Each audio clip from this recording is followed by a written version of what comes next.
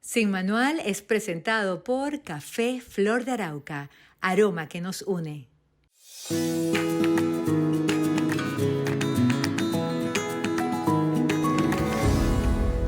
Hola, ¿qué tal amigos? ¿Cómo están? Sean bienvenidos a Sin Manual. Este espacio que busca eso, que salgamos de los estereotipos, que borremos o que dejemos ese manual con el cual hemos atravesado tantas situaciones en nuestras vidas, tal vez con fórmulas hechas que no nos han dado como resultado lo que queremos. Entonces hay que empezar por cambiar el manual. Hoy tengo invitada en estudio, qué contentos estamos acá, Maribí Pérez. Ella es autora, es escritora, aquí nos trajo 2 libros que ya los vamos a comentar. Es comunicadora y además es terapeuta sistémica. Gracias por estar aquí, Maribí. Gracias a ti y gracias a ustedes. Bueno, cuando converso con Maribí, le digo, bueno, a ver, ¿de qué temas hablamos? Y nada más y nada menos, yo creo que este nos puede llevar todo el capítulo. El sentido de la vida. ¿Cuál es el sentido de la vida?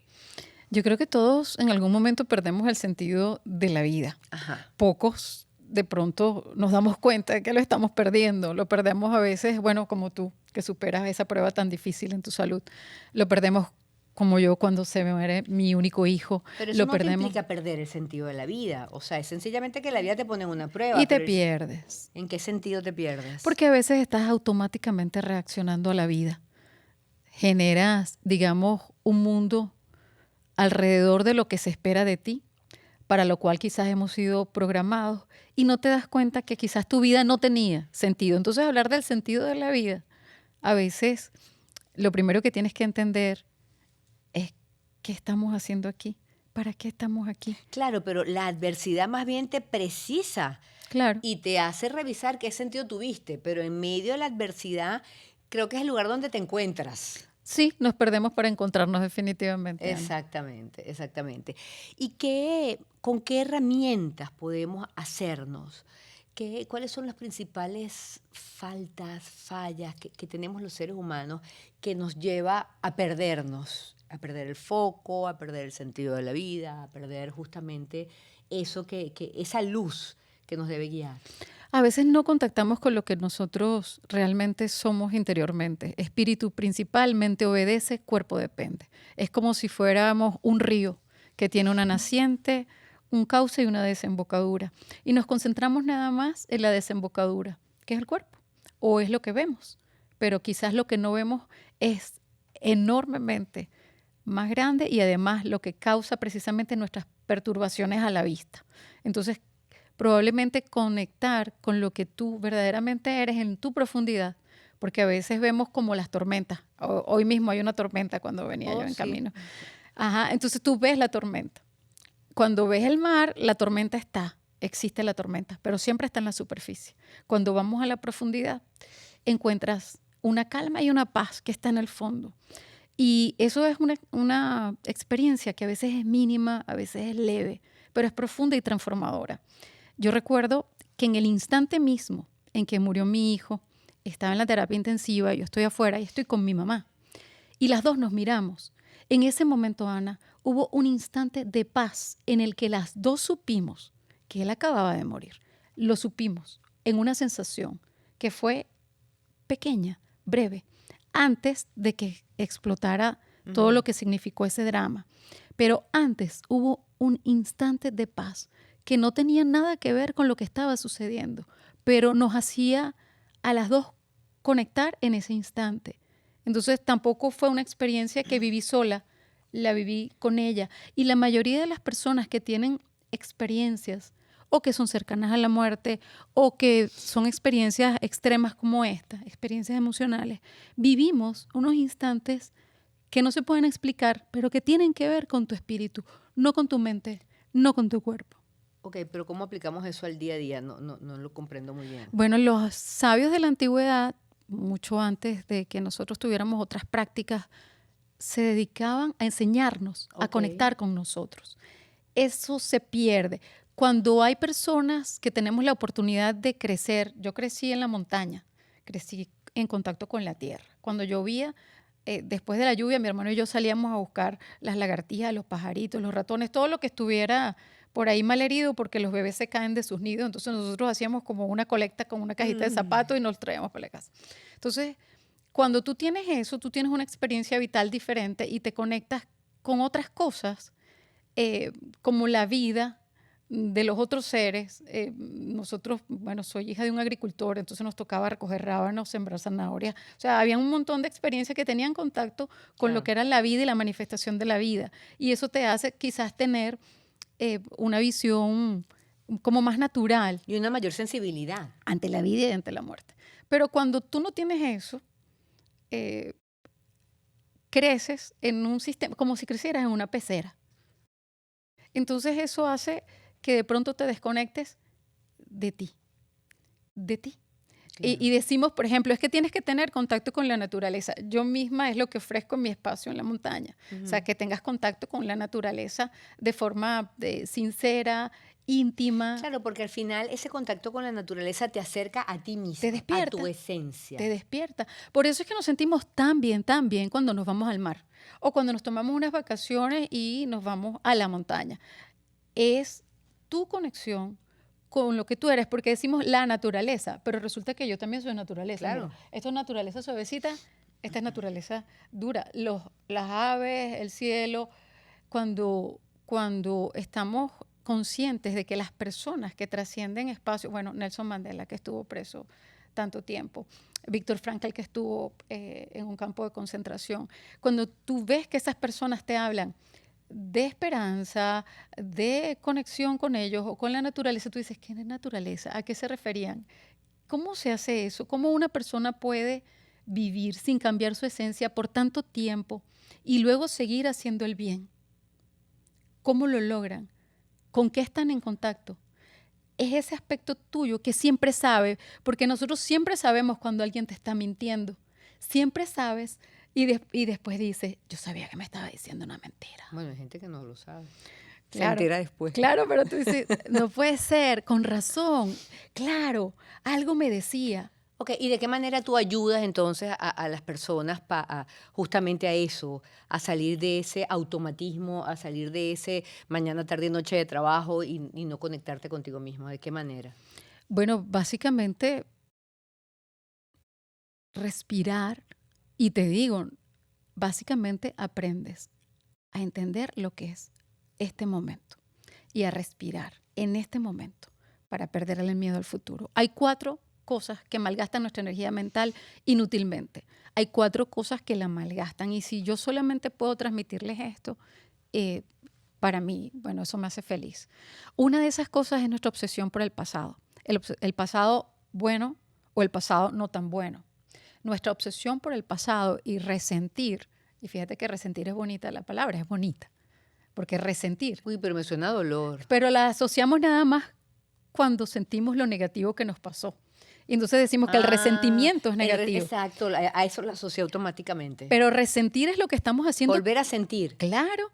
Y resentir es lo que estamos haciendo todo el tiempo, Ana. Cuando nosotros estamos analizando el último estudio que yo leí que me pareció, digamos, bien serio acerca de la cantidad de pensamientos que teníamos es del 2010, del Instituto de Evolución del Cerebro de Maryland, en Estados Unidos. Hicieron esa investigación y descubren que hay 50,000.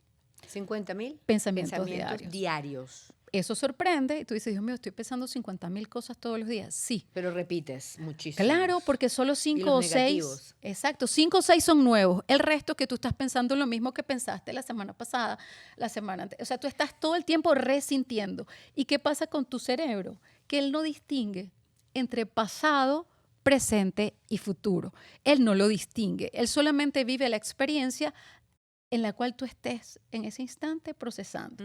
En tu mente o con tu boca, o sea, si tú dijiste a 30 personas lo mal que te fue con fulano, 30 veces tu química, wow, sí. Tú vuelves a vivir, o sea, tú vuelves a vivir tu caos. Por eso es que cuando alguien recuerda una rabia, se vuelve a poner rojo, vuelve a golpear la mesa, porque tiene la misma química otra vez. Tu cerebro no distingue en tiempos, él nada más vive en presente. Y vuelves a generar cortisol y vuelves a perjudicarte, a estresarte, a afectar. Entonces, ese es uno pasado. Pero ojo, también tenemos, no es no proyectar. A mí me encanta todo eso, ¿verdad? De la nueva era y la ley de la atracción. Pero si tú tienes fantasías irreales de futuro, Ok. también te haces daño. No digo que no sea proyectar. De verdad que yo creo que tú puedes utilizar el potencial de lo que tú verdaderamente eres sin fantasías. Y eso me trae un poquito al momento Sí, presente. eso que estás comentando, que yo también comparto, termina siendo un tanto polémico porque hay corrientes que indican, no, además alégrate porque ya te pasó No. algo que no ha pasado, pero entonces debes hasta sentir esa emoción de que ya me dieron ese trabajo y sentir esa felicidad que el trabajo... Positivismo tóxico. Mira, ¿ves? Así le llamo yo, y así, eso lo leí, eso solo leí y dije, de eso se trata. Fíjate, por ejemplo, Mariví. Mi hijo muere en el 2011, ¿Tu hijo tenía? 4 días de nacido. Ok. Yo no podía tener hijos y Pablo fue un milagro.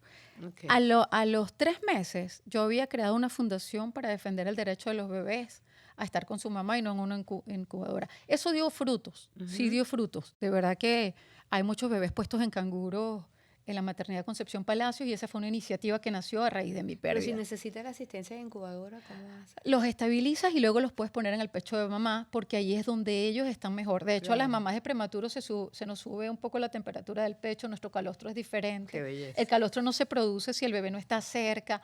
Y bueno, Ok. digamos que tu sistema femenino está preparado para eso. Y además sabe que hay una emergencia. Pero por supuesto, el Sí, cuerpo sí. sabe que el bebé salió. Entonces, Y que está mal. sí. Pero ¿qué hizo Mariví? Yo guardé mi duelo y durante 5 años fui, una superheroína. Pero no viví mi sótano, no viví mi duelo, no lloré. Ok, pero estábamos atajando el tema del positivismo tóxico. Claro, Ok. ¿cómo yo podía en ese momento agradecerle a la Te vida lo entiendo. que yo estaba viviendo? ¿Y Ok. cómo puedo después acompañar a mamás que están viviendo las mismas pérdidas o luchar con los médicos para que deje que si el bebé, porque hay bebés que van a morir, que deje que ese bebé esté con mamá? O sea, si tú sabes que ya no hay nada que hacer, dáselo. No tienen por qué estar separados. Entonces, Ok. ¿cómo haces para defender eso si realmente dónde estaba mi mente y dónde estaba mi corazón?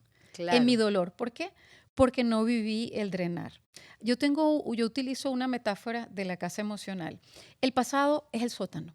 Es el sótano donde hay esas cosas que tú no quieres ver. Yo no puedo vivir allí. Pero el sótano de tu casa emocional también son las fantasías irreales. Y veo muchas, como él la va a dejar por mí. Aquí hay que pasar la página y no puedes salir de ese cuello de botella que te da la vida. Entonces, una de las cosas es la obsesión por el pasado, otra es la fantasía irreal del futuro, otra es la ansiedad y el miedo. Y la cuarta cosa que nos hace malgastarnos mentalmente y es inútil, porque agotas tu energía mental inútilmente cuando tratas de controlar a los demás. Entonces, si tú tienes conciencia de estas 4 premisas, 1, tu obsesión por el pasado, 2, tu fantasía irreal de futuro. No digo no proyectar o no atraer, como se usa ahora el término. Digo que no puedes tener fantasías irreales de futuro porque te vas a desgastar y vas a desperdiciar lo más valioso que tienes, que es este instante. Luego, tu miedo y tu ansiedad, que hay que entender qué cosa es cada uno. Y finalmente, el deseo de controlar al otro. Ok. Ahora, justamente estás conversando y los 2 libros que tenemos acá has escrito 4 libros. Vivir el presente y Ámate Mujer. Me parecen los títulos además súper claros y una invitación justamente a aplicar todo lo que nos estás diciendo. De cara a las relaciones interpersonales, hablaste y lo incluiste en la parte del positivismo tóxico, las codependencias, y creo que además se vincula una cosa con la otra, porque al final si te amas, no terminas siendo tan codependiente de una relación, cuando hablamos, por ejemplo, de una relación amorosa, de pareja, o hacia los hijos, o hacia quien sea, la entidad que sea. Hablemos de las codependencias. Bueno, Ámate Mujer, que es este libro chiquitico, sencillito, está lleno de casos reales. Además de Mariví, pues hay muchas experiencias de mujeres que deciden mirarse. Esto está dedicado a la mujer. No es que no tengamos mucha codependencia masculina, solo que nuestra tendencia maternal nos hace Ah, fíjate, claro, tienes razón. Nuestra Me tendencia. resuena. Sí, sí, sí. Entonces nosotras somos Claro. quizás víctimas de nosotras mismas Ujú. en el sentido de elegir relaciones que nos destruyan, ¿no? Entonces quizás las relaciones destructivas principalmente las podemos vivir en materias amorosas, pero cuando tenemos, digamos, ese patrón de codependencia, pues normalmente también tendemos a tener relaciones complicadas con nuestros compañeros de trabajo, con nuestros jefes, con nuestros hijos, con nuestros padres. Así es. Por eso abrí el abanico. Sí. ¿Cómo hacer? Básicamente, primero, como en todos los casos de dependencias, es aceptar que tu vida se hace ingobernable. Aceptar que eres impotente ante tu relación y que tu vida se ha hecho ingobernable. ¿Cuándo una persona es codependiente de otra? O sea, ¿cuáles son las características de ese individuo que necesita el otro? Es fácil quizás verlo en materia de pareja, porque Ajá. cuando tú escuchas a una mujer hablar o un hombre y su tema de conversación básicamente es él O ella. o ella. Exacto, pero estamos hablando de mujer. Sí, sí, sí. Ok. Cuando, ok. cuando esa persona... Porque tal vez quien nos esté viendo o escuchando diga, bueno, yo no tengo una relación codependiente. Y te oye y se identifica. Claro, capaz. porque, bueno, hay un libro maravilloso que tiene un título extraordinario que lo escribió Robin Norwood, que es Las mujeres que aman demasiado, porque sentimos Claro. que amar demasiado es lo correcto, porque hay que amar mucho. Eso fue Pablo nada más de Tarso que dijo, ama hasta que te duela, ¿no? Sí. Sí. Y bueno, cuando nosotros creemos que los celos exagerados es amor, cuando nosotros sentimos que esa relación se tiene que acabar y tú lo sabes dentro de ti, pero no puedes, lo sabes, pero no puedes dejarla. Cuando estás justificando o mintiendo para mantener esa relación. Incluso mintiéndote. Sí, bueno, el autoengaño. De hecho, tengo Exacto. un apartado dedicado básicamente al autoengaño. Porque es la forma de mantenerte, digamos, dentro de esa dinámica. Yo digo que las mujeres, me refiero a nosotras, pero también hay muchas hormiguitas varones. Escuché a una madrina de Al-Anon, el grupo hermano de Alcohólicos Anónimos, decir una vez que cuando las mujeres comenzábamos a amarnos, dejábamos de ser hormigas. Y no por trabajadoras, sino porque las hormigas se quedan con migajitas. Ok. Y sucede también con el maltrato, fíjate. Claro. Estamos tan acostumbradas a recibir poco afecto, a no ser reconocidas, a no ser valoradas en nuestro ambiente familiar, y básicamente siempre viene de allí. Que cuando estamos al lado de una pareja que nos minimiza, que nos critica, que no nos trata bien, no nos damos cuenta. No nos damos. No nos damos Exacto. cuenta, porque vamos recibiendo esas migajas de amor a las cuales O quizás... sea, es el mismo espacio en el que te has desarrollado Es tu siempre. ecosistema. Además, no vas a buscar un ecosistema Claro, diferente. nadie ama aquello que no conoce, dice un dicho. Por eso amé la sistémica familiar cuando yo empecé a darme cuenta de que era un asunto del ecosistema y de que estábamos habituados, probablemente, bueno, una persona maltratada en su niñez no distingue el maltrato, lo naturaliza. Entonces, Y lo reproduce también. claro, y terminas comportándote como tú dijiste que no lo ibas a hacer. Terminas haciendo las mismas cosas que hizo tu mamá, que hizo tu papá, que hizo tu cuidador. Y es algo que repites de forma automática porque fuiste programado inconscientemente. La Madre Teresa dijo algo tan bonito, dijo, no importa si tus hijos no te escuchan, porque ellos te están mirando las 24 horas del día. Claro, el ejemplo educa mucho más que las palabras. Es así, es así. Entonces, generalmente, bueno, vemos almas que imitan a veces los comportamientos, vemos almas que se oponen completamente a veces a un comportamiento que vieron, Okay. pero al final todos estamos utilizando máscaras para poder sobrevivir. Y cuando observas las familias, siempre es fácil ver esas máscaras, ¿no? Y todas tienen que ver, quizás tenemos la misma mamá, el mismo papá, pero cada alma reacciona diferente a ese ambiente. Pero todos buscamos cómo sobrevivir. Hay niños que se convierten en heroínas o héroes que protegen entonces a la familia y se encargan de ser como el papá o la mamá de su papá o de su mamá, que empiezan a ser como esa ambulancia que resuelve todos los problemas de todos. Sí, sí, sí. Ahora, fíjate, todo gira, o gran parte de lo que estamos conversando, el tema de la autoestima, ¿no? Sí. Y este Ámate Mujer, pues es una invitación justamente a eso. Ya para finalizar, ¿cómo, si justamente además porque estamos hablando de la infancia, el niño, ese niño o esa niña no fue amado, reconocido, ¿cómo de adulto es posible cambiar esos patrones? ¿Es posible efectivamente hacer cierto el título del libro y llegar Bueno. a amarte más allá de cómo aprendiste a vivir? Sí, claro. Claro, claro, claro. Tú no vas a cambiar tu pasado. Tú no puedes Exacto. cambiarlo. ¿Y para qué? O sea, no lo Además. puedes cambiar. Necesitas aceptarlo. Y muchas veces lo que necesitas es mirarlo. Pero fíjate, yo estoy herida. Tú estás herido. Si nosotras nos juntamos mucho, ¿qué pasa con nuestras heridas? Nos duelen y terminamos haciéndonos más daño. Partamos de que todos tenemos alguna herida y todos tenemos quizás un comportamiento en la adultez, o es una persona que está buscando proteger para ganar afecto, o es una persona que está buscando distraer o distraerse buscando placer. Entonces puede desconectarse a través del alcohol, la droga o las relaciones. Ok, pero partiendo de eso, ¿se puede cambiar? Claro, cuando tú empiezas a observarte y a mirar tus heridas, y vuelvo al río como comencé, la desembocadura es el mar. El cauce es la mente, pero la naciente es el alma. La diferencia quizás entre lo que yo estoy tratando de hacer conmigo y que comparto con los demás con mucho amor. Por eso lo único que les invito es a conectar con ustedes mismos, ojalá a través de la naturaleza.